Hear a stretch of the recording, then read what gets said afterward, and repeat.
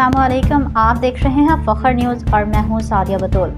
सबसे पहले शामिल करते हैं आज की अहम खबरें। लाहौर से नुमाइंदा खसूसी फ़खर न्यूज़ निसार अहमद आबिद जमात इस्लामी पाकिस्तान के बल्दियाती रेफरेंडम की रिपोर्ट पेश करते हैं। बल्दियाती काले कानून के खिलाफ जमात इस्लामी का एहतजाज जारी है।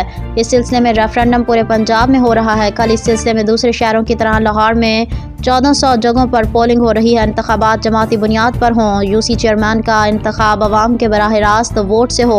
बल्दियाती हुकूमतों को आइन के मुताबिक मुकम्मल माली, सियासी और इंतजामी इख्तियारात दिए जाएँ। सरकारी अफसरान और ब्यूरोक्रेसी को मुंतखब बल्दियाती नुमाइंदों के मातहत किया जाए। जमात इस्लामी के रेफरेंडम का मकसद हॉर्स ट्रेडिंग के इम्कानात को ख़त्म करवाना, नुमाइंदों की बोलियां लगवाने को रुकवाना है और बल्दियाती नुमाइंदों को ज़्यादा से ज़्यादा इख्तियारात दिलवाना है। ख़वातीन और हज़रात बड़ी तादाद में वोट डाल रहे हैं।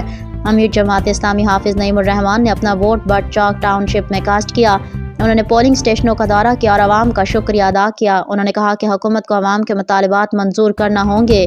वोट डालने का ये सिलसिला इतवार तक जारी रहेगा और वोटिंग के बाद रिजल्ट रेफरेंडम कमीशन मंसूरा से अनाउंस करेगा। अगर मुतालिबात ना माने गए तो अगला मरहला पंजाब असम्बली का घेराव होगा। लाहौर से ज़ियाउद्दीन अंसारी, मोहम्मद अजहर बिलाल, खालिद अहमद भट्ट, वकास अहमद भट्ट, मिर्ज़ा अब्दुल रशीद, कैसर शरीफ, सलमान अयूब, अली इर्तज़ा हसने और दीगर कायदीन रेफरेंडम की निगरानी कर रहे हैं।